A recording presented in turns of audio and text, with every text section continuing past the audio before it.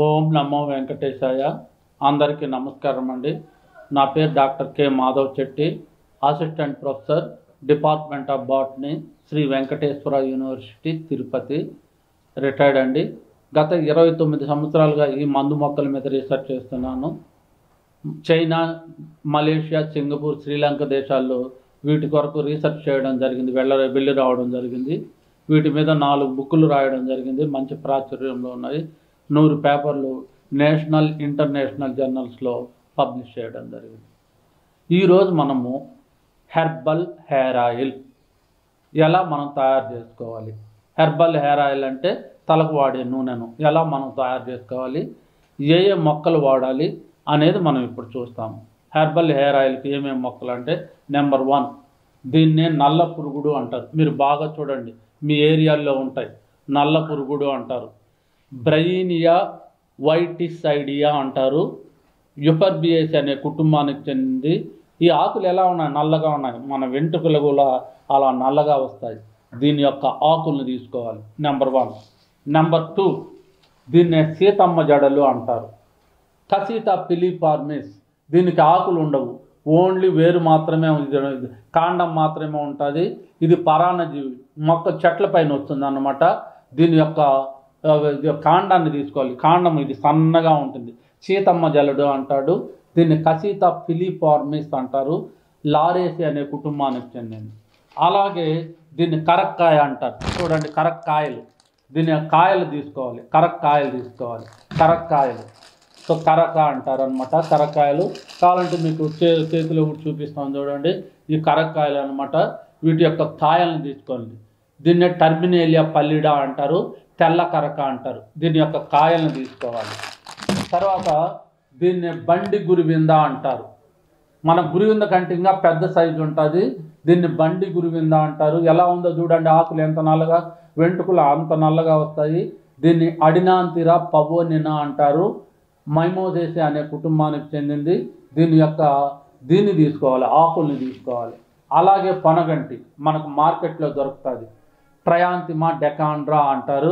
దీని యొక్క పొనగంటి లేదా ఆల్టర్నాంతిరా సెసైలిస్ అని కూడా అంటారు. యాంథర్నాంతిరా టయాండా అని కూడా అంటారు.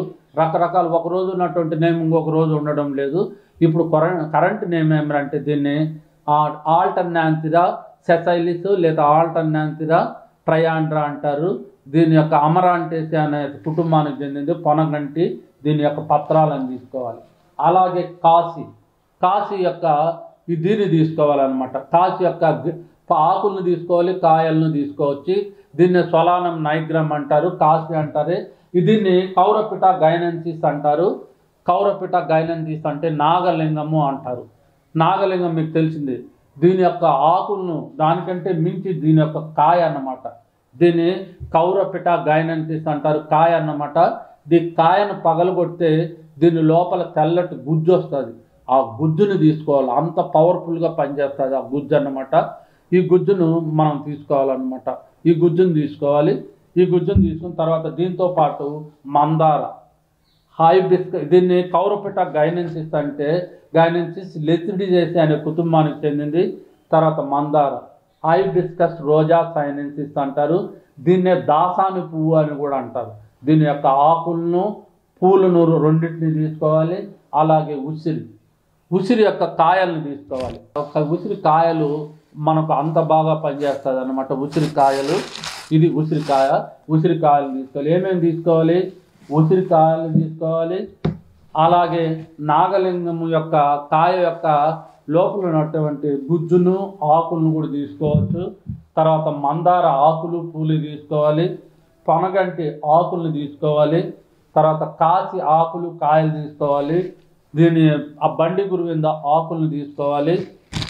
కరక్కాయలను తీసుకోవాలి, అలాగే సీతమ్మ జడలను తీసుకోవాలి. అలాగే నల్ల పురుగుడు తీసుకోవాలి.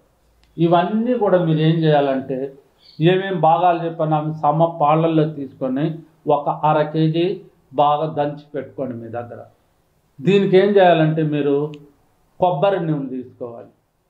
కొబ్బరి నూనె తీసుకొని కొబ్బరి నూనెలో 1 లీటర్ కొబ్బరి నూనెలో 1/2 kg ఈ మొత్తం మీరు సేకరించినటువంటి దాన్ని దంచినటువంటి ముద్దను ఆ దీంట్లో బాగా చిన్నగా వేస్తూ వేడి చేయాలి. స్లోగా వేడి చేసి ఒకరోజు స్లోగా వేడి చేసి తర్వాత ప్రాసెస్ అంతా కంప్లీట్ చేయాలి. అంటే ఈ గ్రీన్గా ఉన్నటువంటి పదార్థం అంతా ఆయిల్లోకి వెళ్ళిపోయి గ్రీన్గా వస్తుంది అన్నమాట. అంతవరకు వేడి చేయాలి. మన ప్రాసెస్ కంప్లీట్ అయిందో లేదో తెలుసుకోవడానికి ఒక నీళ్లు కొద్దిగా అట్లా అంటే టప్ అని శబ్దం వస్తుంది, అంటే ప్రాసెస్ కంప్లీట్ అయినట్టు. తర్వాత దాన్ని పొయ్యి మీద నుంచి స్టవ్ నుంచి తీసి పెట్టి చల్లార్చాలి. ఒక రోజంతా చల్లార్చిన తర్వాత వడగట్టుకొని ఆయిల్ మనము ఇలా తయారు చేసుకోవాలి. దీన్నే హెర్బల్ హెయిర్ ఆయిల్ అంటారు. ఇలా తయారు చేసుకోవాలి. మీరు ఇలా చేసుకోవచ్చు, లేకపోతే గిన్నెలో పోసుకోవచ్చు, ప్లాస్టిక్ కంటైనర్లో వేసుకోవచ్చు అనమాట. ఇలా చేసుకోవాలి. ఈ ఆయిల్ను మామూలు ఆయిల్ మీరు ఎలా పెట్టుకుంటారో అలా పెట్టుకోవాలి. దీని యొక్క ఉపయోగాలు ఏమి? నెంబర్ 1, వెంట్రుకలు చాలామందికి రాలిపోతూ ఉంటుంది.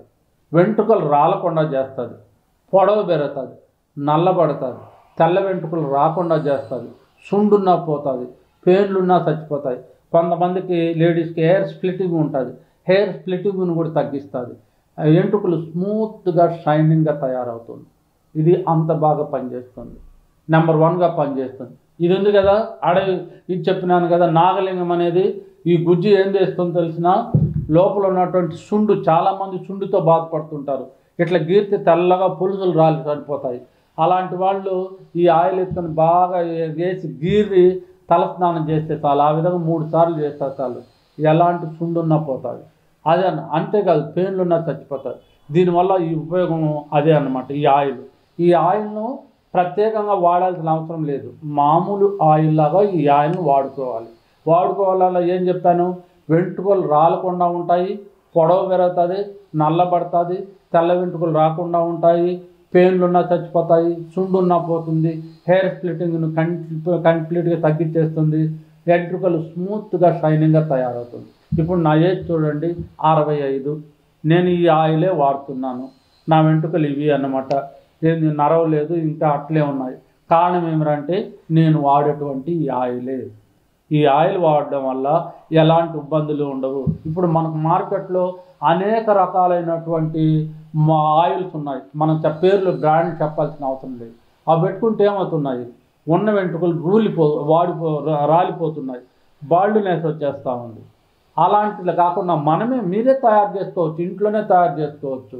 ఒక పైసా ఖర్చు లేకుండా ఇంట్లో తయారు చేసుకొని మన ఆరోగ్యాన్ని, మన తలకు వెంట్రుకలు కాపాడుకోవచ్చు. అలా కాదు, ఆ మార్కెట్లో ఎన్ని బ్రాండ్లు ఉన్నాయో రోజుకు ఒక బ్రాండ్ వాడితే ఊడిపోకుండా ఏం అవుతాయి? దాంట్లో ఉండేవన్నీ కెమికల్సే.